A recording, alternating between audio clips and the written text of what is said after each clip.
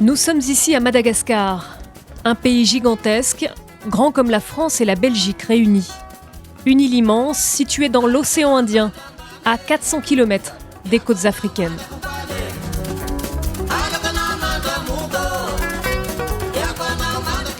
Au cœur du pays, Tananarive, la capitale politique et économique.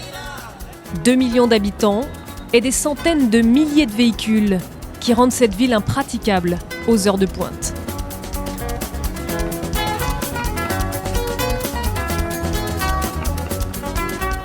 Le contraste avec le reste de l'île est saisissant. Partout, la nature offre un spectacle éblouissant. Le lémurien en est l'une des illustrations. Cette espèce endémique de Madagascar a de quoi fasciner les amoureux de la vie sauvage. Une vie trépidante, rythmée par la créativité du peuple malgache. Ici, chacun sait comment tirer profit des ressources immenses de cette île. Pour autant, la population s'enfonce dans la pauvreté. L'instabilité politique a plongé depuis longtemps le pays tout entier dans la précarité. C'est aujourd'hui le secteur informel qui est roi. 60% des Malgaches vivent avec 1 euro par jour.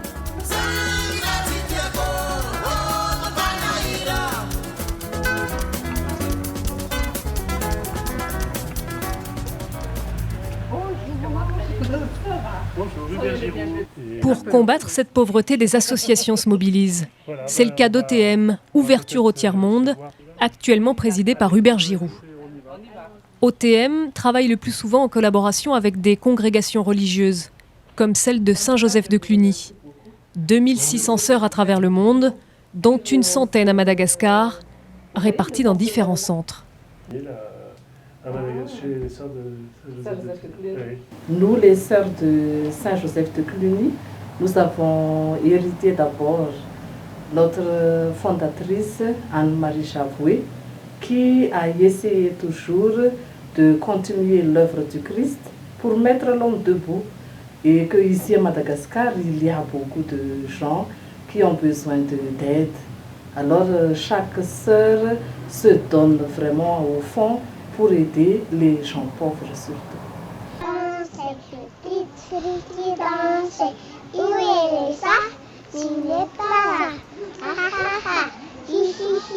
Redonner de l'espoir aux Malgaches, voilà tout l'enjeu de ces actions bénévoles.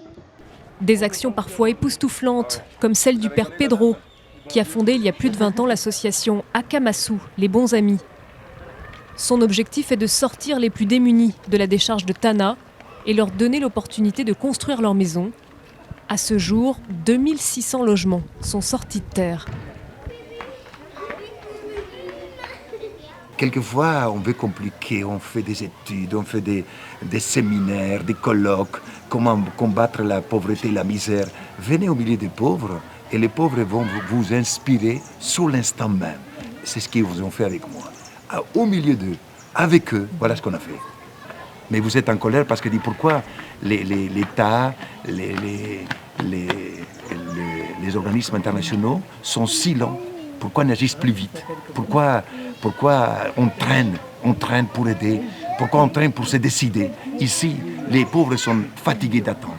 Il faut faire vite, parce que les gens sont découragés. Et ici, nous avons raccourci tous les chemins.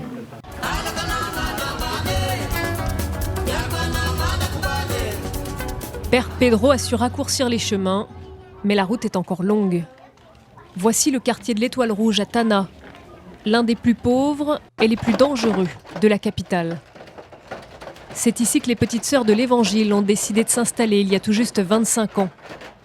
Elles ont créé sur place un centre de santé, une école qui scolarise 800 élèves. Elles ont également mis en place des ateliers de broderie qui donnent du travail à de nombreuses femmes du quartier. Ah bon? Donc nous, on va vous les faire passer. On a un centre de broderie qu'on a commencé avec un petit groupe de 10 femmes, etc. Maintenant, on est arrivé à 230. Et alors, ces mamans, la plupart, bien sûr, sont des mamans qui sont beaucoup aussi qui ont été abandonnées par leur mari, qui ont 3-4 enfants, qui doivent envoyer leurs enfants à l'école. Tandis qu'à travers la broderie, ils arrivent petit à petit, soit à travers l'atelier de broderie, soit ils viennent directement à l'école et ils arrivent à payer, cette petite taxe scolaire ou bien même à l'école publique et tout. Et ça, c'est vrai que ça nous réjouit. L'association OTM achète les produits finis et les commercialise en Europe. Les retombées permettent de faire vivre des familles entières et de financer toutes sortes de projets à Madagascar. Ce jour-là, des adolescents en vacances apportent également leur contribution.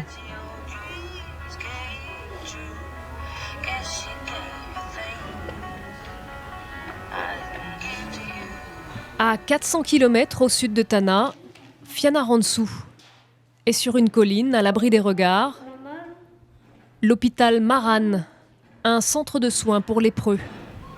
Cette maladie continue de faire des ravages à Madagascar. Les Sœurs de Saint-Joseph de Cluny accueillent chaque année dans leur établissement une centaine de résidents et les besoins sont immenses. Le pied est insensible, donc après déjà plusieurs curetages, une amputation, ça fait presque une dizaine d'années qu'il avait son névrite, mais là, il a des maux plantaires chroniques, donc lui fait un trou et tous les 2 jours on lui nettoie le trou et on lui fait un pansement au Dakar. OTM approvisionne ponctuellement le centre de soins en matériel médical. L'association tente également d'améliorer les conditions de vie des résidents. Pour exemple, un chauffe-eau solaire a été installé en 2014.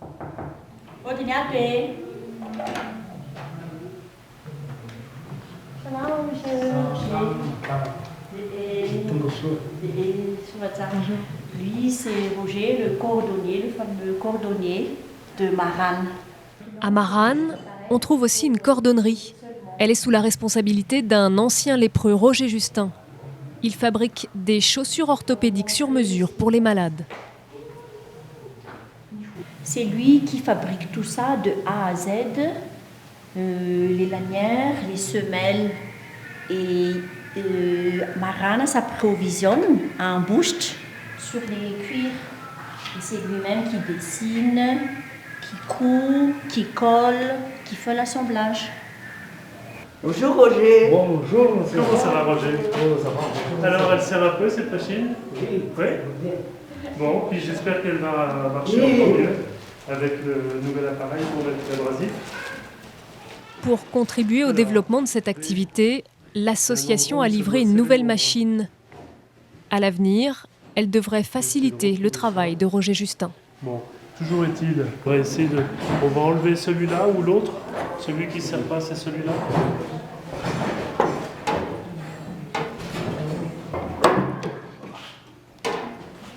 C'est pas facile, Donc on l'enfile comme les autres.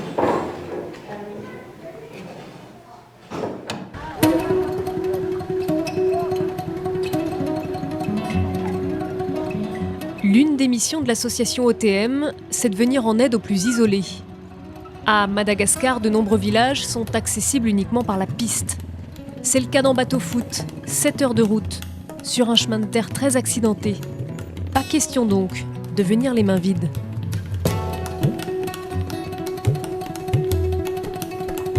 Quelques heures avant le départ, c'est le coup de feu. Tout le monde s'active pour charger le camion qui s'apprête à faire le voyage pour en Bateau-Foot. L'association a prévu d'acheminer du matériel pour les Sœurs de Saint-Joseph de Cluny installées dans le village. Un village sans eau courante, ni électricité.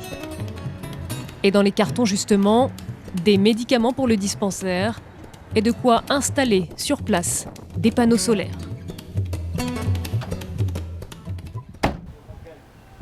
Ah, c'est le vin. Oui, c'est Rofin. 0,20. On a tout regroupé dans le même camion avec toutes les affaires de chantier. Et on arrive en bateau foot. Vous verrez tout ce qu'on a mis dans les cartons. Il y en a un paquet, il y a beaucoup de choses. Donc il y a à la fois des médicaments, il y a des affaires, des objets du matériel médical. Et puis il y a des vêtements, et puis il y a toutes les affaires de chantier qui sont importantes, puisqu'il y en a pour, je sais pas, peut-être 2 tonnes ou plus, 3 tonnes. 3 tonnes de matériel pour mettre sur le toit et pour les accumulateurs dans Bateau Foot.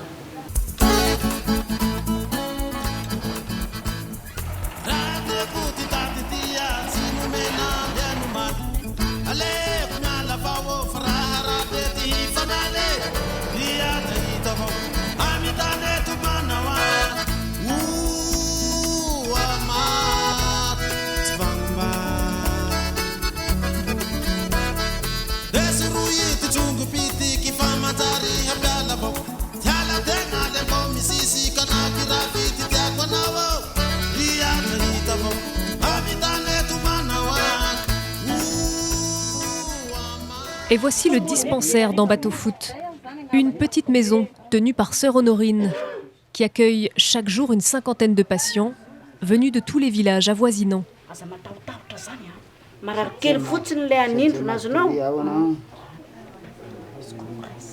Ce jour-là, un jeune garçon s'est ouvert le haut de la cuisse après une chute à vélo. Il faut faire vite, avec les moyens du bord. Cette religieuse peut compter sur le soutien d'Amici, membre actif de l'association et infirmière de profession. Une assistance au quotidien, c'est ce dont rêve Sœur Honorine, souvent très seule dans son dispensaire.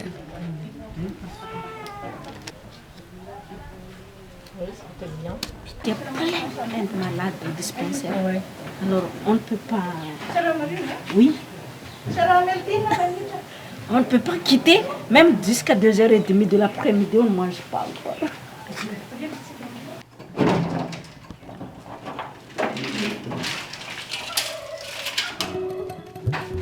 6h du matin, c'est l'heure du grand déballage. Après avoir mis une journée entière à parcourir les 80 km de piste, tous les bras sont les bienvenus pour décharger le camion. Un frigo, une gazinière, des dizaines de cartons de médicaments, mais aussi du matériel de chantier pour alimenter en électricité l'école et la maison des sœurs. 12 plaques de panneaux photovoltaïques, 12 batteries de 60 kg chacune, un tableau technique et de l'outillage. Le chantier va bientôt pouvoir commencer.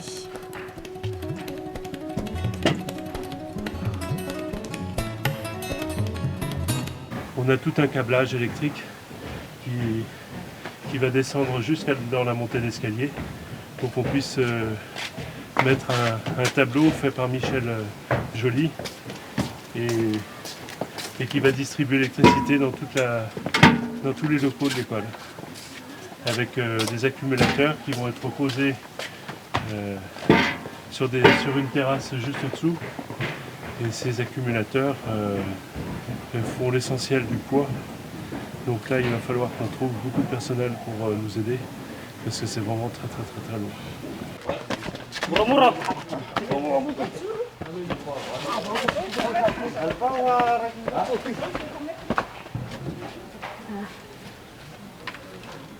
Le trésor. Voilà, c'est le trésor. Le trésor est ouvert. Vous avez le tableau religieux qui est dans la montée, et à côté vous allez avoir un tableau technique. Vous avez vu tous vos cartons? Non, mais c'est encore. Vous allez voir tout à l'heure. On va voir. Vous allez voir tout à l'heure. Nous avons vu que vraiment on n'avons pas de lumière, assez de lumière.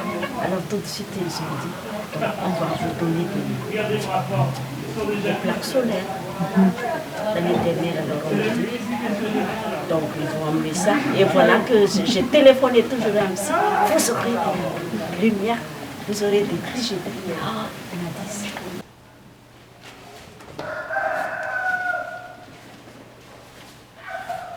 Akula hale. Au même moment, une autre opération se prépare pour améliorer la prise en charge des patients dans le dispensaire. Les cartons de médicaments sont transportés un à un. Ces médicaments sont pour la plupart des dons. Ils ont une importance vitale sur un site aussi enclavé. Ça, c'est un truc spécial. Il faut maintenant les trier et les organiser pour faciliter le travail de sœur Honorine. Ça, je le laisse là.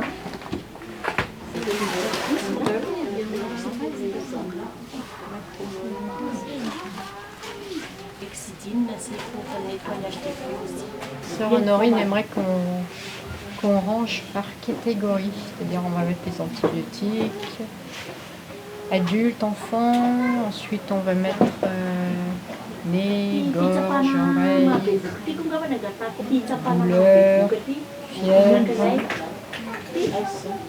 intestin, on va mettre par grande catégorie, puis ensuite tout ce qui est pansement, tout ce qui est injection. Voilà, en gros, ça va être vraiment par catégorie plus que par ordre alphabétique. Juste à côté, sur le toit de la Maison des Sœurs, une deuxième équipe de bénévoles est mobilisée et pour qui le temps est compté. L'association n'a que 3 jours pour installer les 12 panneaux photovoltaïques. Un travail technique et minutieux. Dans quelques semaines, le courant devrait jaillir chez les sœurs et dans l'école du village. Michel Joly, l'ancien président de l'association, aura pour mission de réaliser les derniers branchements et d'appuyer sur l'interrupteur.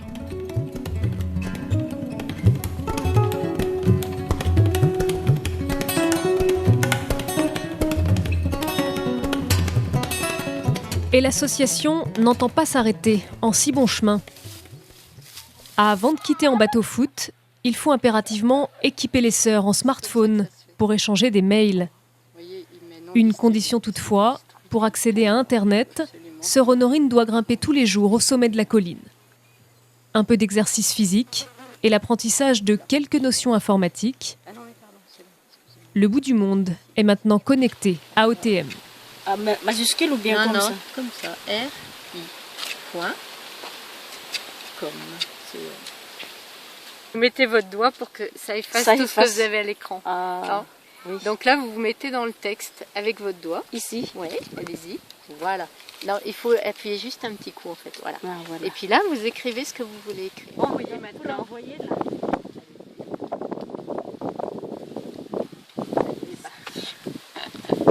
Bravo! Super! Formidable! Bon, c'est super!